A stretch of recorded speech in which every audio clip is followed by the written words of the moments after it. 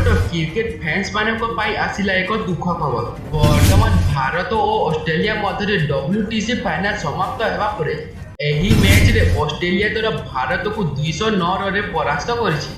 किंतु भारतर पूर्वतन खेलाड़ी 55 बयस मृत्युवरण कर सारा भारत देश में दुखर छाया पालटि जाइछि।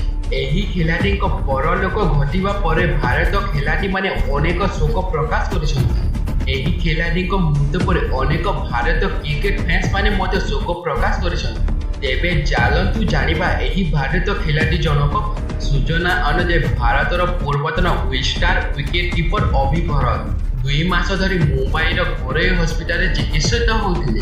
जून 9 तारिख में देह अत्यधिक खराब हेतु से 55 बयस मृत्युवरण करते। एही खिलाड़ी मृत्यु पर पूर्वतन खिलाड़ी माने शोक प्रकाश कर रोहित शर्मा, MS धोनी, विराट कोहली।